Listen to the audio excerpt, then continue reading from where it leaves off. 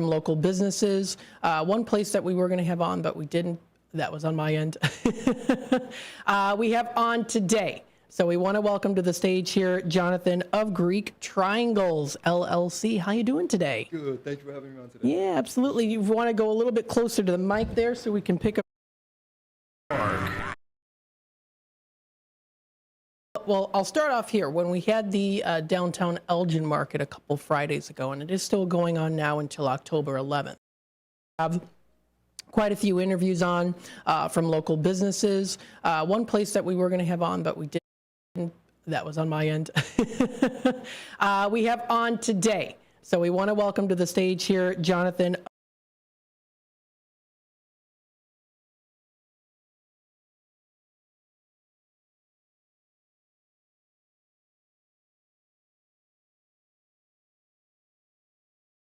October 11th.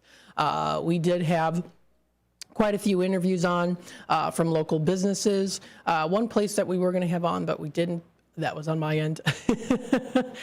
We have on today. So we want to welcome to the stage here, Jonathan of Greek Triangles, LLC. How you doing today? Good. Thank you for having me on today. Yeah, absolutely. You want to go a little bit closer to the mic there so we can pick up your voice, and you should be all set. So thanks so much for joining us today. I'm looking forward to talking to you. Likewise. So tell us a little bit about yourself. So I grew up in Florida, Sarasota, Florida. My father is from Greece, and my mom is Greek American. So to explain a little bit of background about how I got up here, the company Greek Triangles I started because my father has a really good spanakopita recipe, and the bar is set so low for spanakopita in America.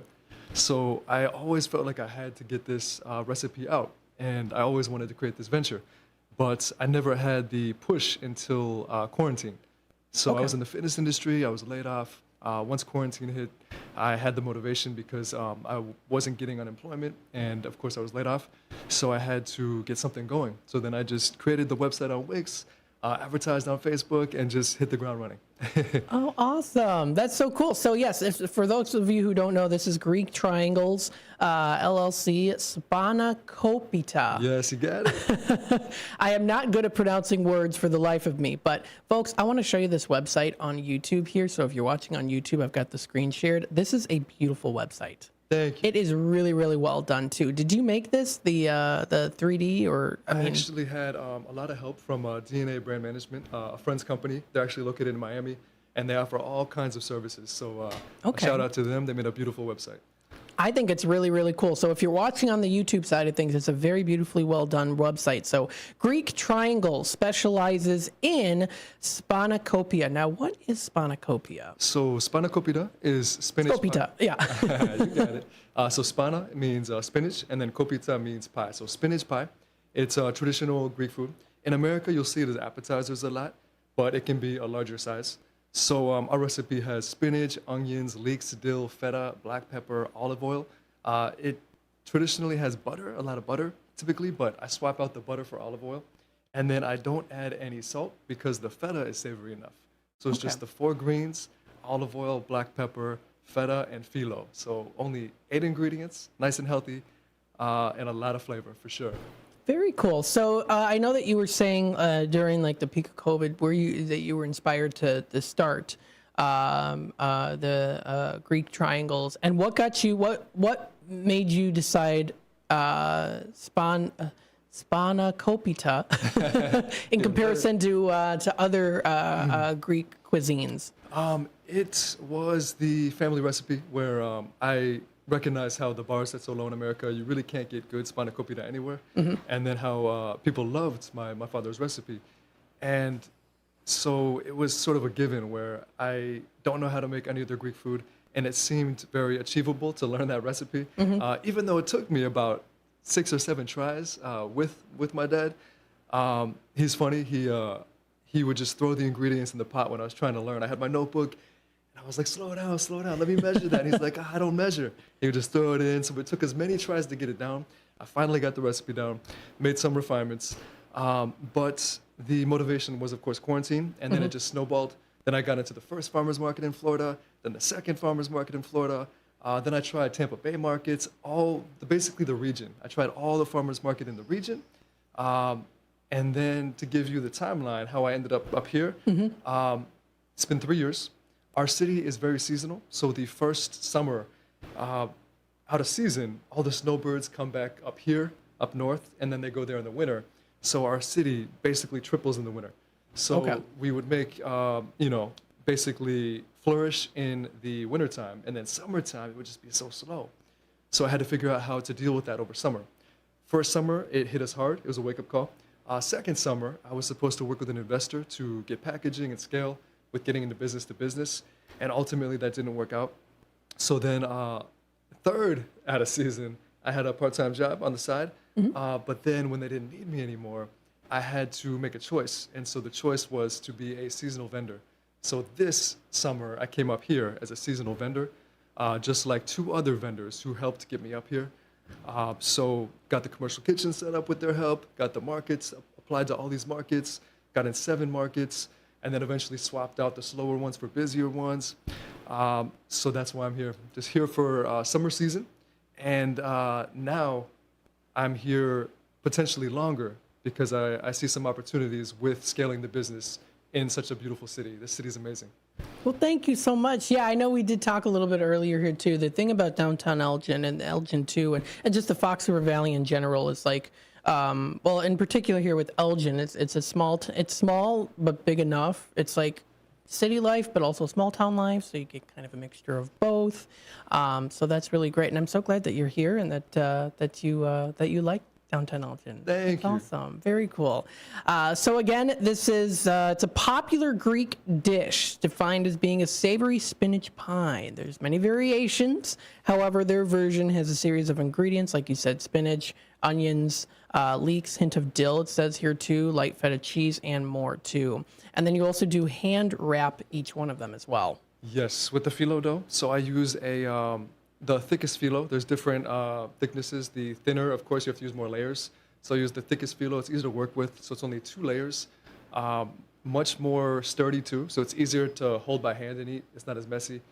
And then I have the other products that I'm working on. So jars of the spanakopita mix.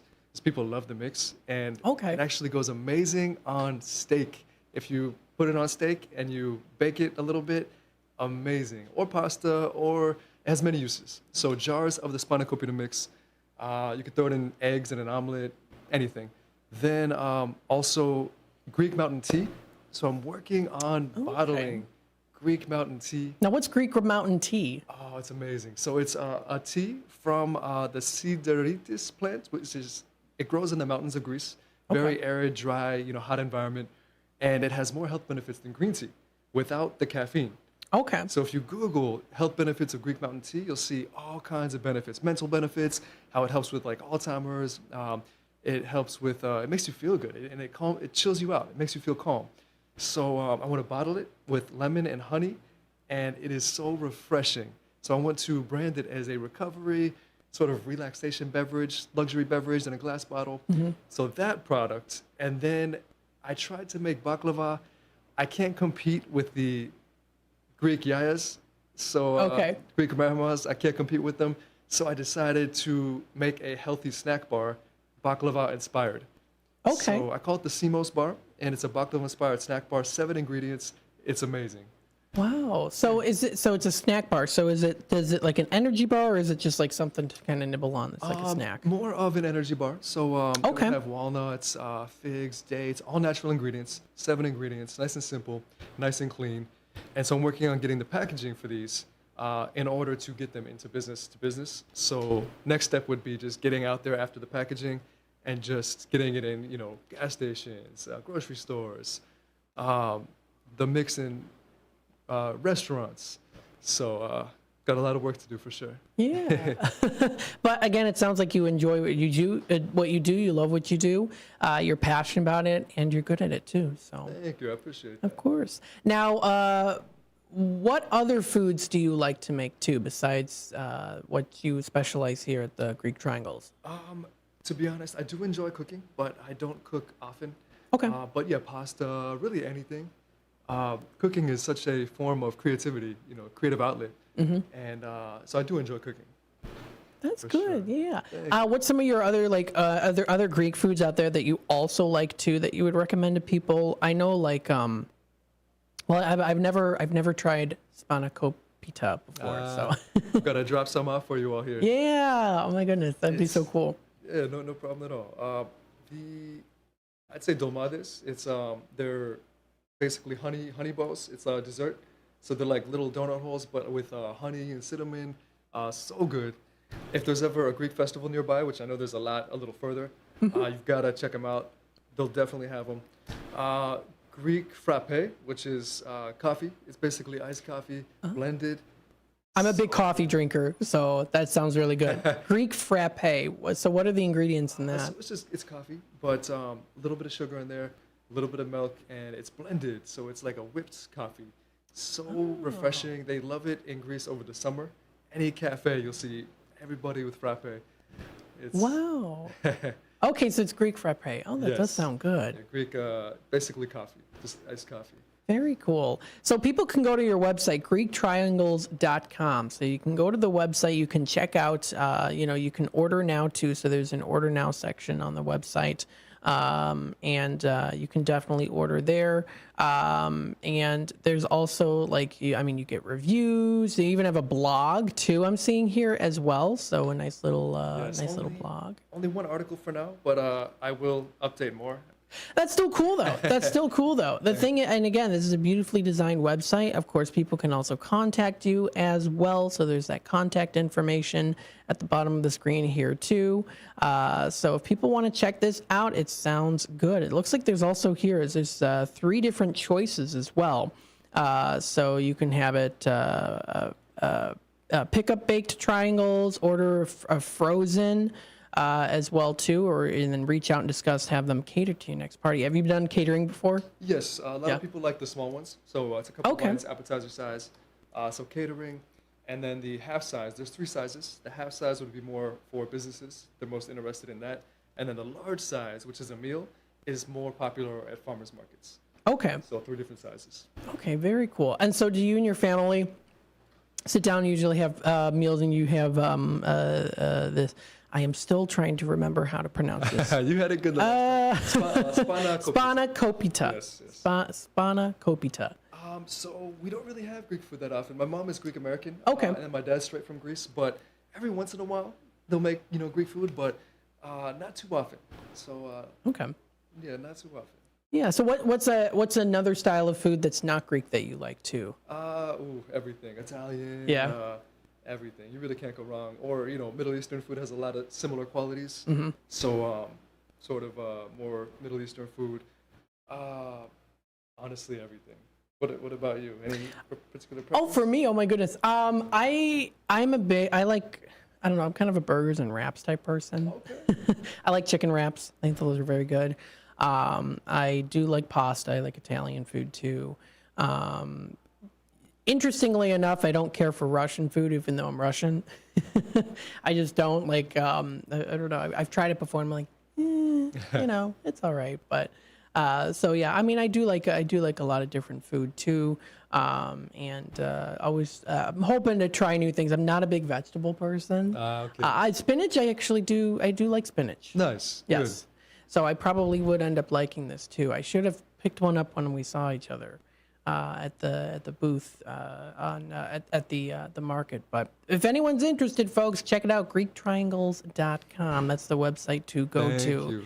Now, tell us a little bit here too, because there's another subject I wanted to talk about. You are, if I'm correct about this, you're a fitness trainer.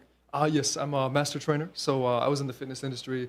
Worked in all different types of group training environments, personal training, and so have different certifications. And yeah, master trainer background.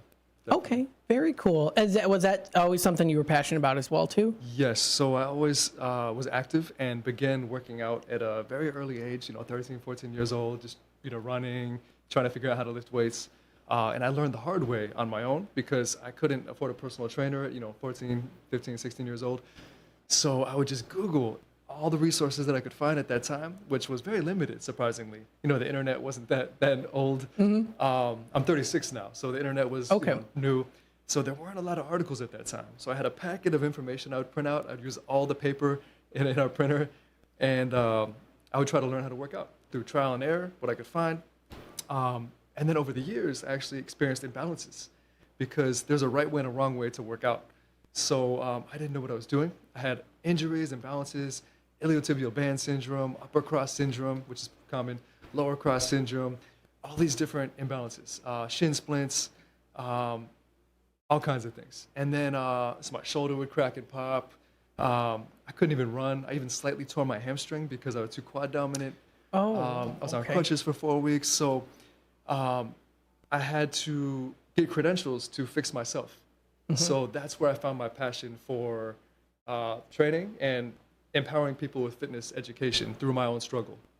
Oh, wow. Very cool. So, there was another question I was going to ask you here too about the fitness. Oh, yes. Okay. So you have some connections to the Guinness World Records. Yes. That is so cool. You want to talk a little bit about that? Definitely. So I have trained with high intensity my whole life. So the focus was never on getting big. The focus was on performance. So I would just push and push and push every workout and with a certain mindset. And it's interesting because when you really do set your mind to something, it really does create physiological changes in your body. So I would refuse limits. And so I would just keep pushing. So I'd hit a plateau. Like let's say on bench, I'd hit, when I was younger, I was excited to hit 135 and then 185 and then 225 and then 275 and then 315. And then next thing I knew, I was doing 365 for like 5 reps. Like my max was almost 400 at 180 pounds. And so I would just push and push and push. And so then with the Guinness record, I realized I was at this high level of performance at a relatively low body weight, so relative strength. And so I realized that anything climbing or hanging, I would have an advantage. So I started researching, and I found similar records, like a 200-pound dead hang. I wanted to go for that, but then I figured I prefer heavier for shorter, because people are either more endurance-based or more power-based genetically, or somewhere in between, and I'm more naturally power-based, so heavier for less is easier for me. So I was trying to find a heavy dead hang record, and they didn't have one.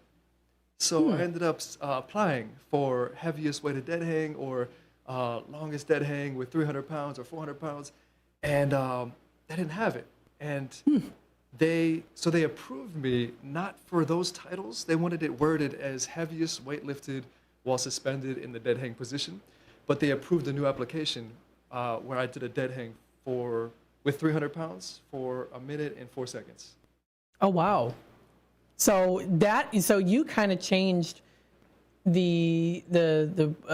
mean, like you had said, that they didn't have that application before, and now they do. Yes. That is really cool. So you're on record for that then? Yes. If you go to the Guinness website and you type in heaviest weighted dead hang, heaviest weight lifted, or something like that, similar records will pop up, and mine will pop up and have my name there. Oh my gosh, that's so cool. So how much, I mean, I'm sure you've had to, practice a lot too, or was it just kind of naturally for you? To be honest, I practiced and trained my whole life, which led me up to this point. So it wasn't a lot of specific training because I'll do like a heavy push day, heavy pull day, heavy leg day. And on my heavy pull days, there's a few exercises that really help with grip strength. Heavy croc rows, which is just a single arm dumbbell row. No straps, because straps will be a crutch and make your grip so much weaker. So only chalk. So by working your way up in weight with that exercise and having to hold that weight, it makes your grip so much stronger. So heavy croc rows, which uses a little momentum from your body. It's not a strict dumbbell row, so it's more overload. Barbell shrugs, because it's dynamic, so it's not just holding. When you're coming down on the movement, all that weight, it really challenges your grip. So heavy barbell shrugs, heavy lat pull downs, and then honestly, those 3 were the biggest contributors. And so I saw I wasn't far off. So then I started trying specifically for that. And it only took about 4 weeks to get that. Okay. Wow, that's so cool. Now, to tie this in with the Greek triangles, have you ever thought of like combining the two? Like put together, like maybe even have like, like have an offer, or maybe even like in the future, maybe like have a booth where like you offer both? Yes, that's a great idea. So I am building a personal brand where I share the journey as an entrepreneur, because I have a crazy entrepreneurial journey where I'm trying to launch different business ventures, and so I have three, but focusing one at a time. So Greek Triangles is the engine right now that I'm scaling with the products, and they're health related because the spinach pies, I made them healthier. The baklava bar is healthy. It's healthier than the kind bars. You know, there's no oils or anything. So all the snack bars that you see have, you know, palm oil, and so mine is going to be just straight up 7 ingredients, none of that. So they are healthy. The mix is healthy, the bar, the tea. So I am going to tie that in with the product side as a hybrid athlete, getting credentials as an athlete, and then with the fitness venture, it'll all come together in the future. Oh, that is so, so cool. I wish you nothing but the best, of course. And folks, if you want to check it out, GreekTriangles.com. That's GreekTriangles.com. I'm going to have to try this. Spanakopita. Yes, absolutely. Well, Jonathan, thank you so much for joining us today on Out to Lunch. And we look forward to hearing from you hopefully in the future, too. Thank you very much, Matt. I appreciate it. Of course, absolutely. Folks, we're going to take a quick time out, and then we'll be back with more of Out to Lunch here in just a bit.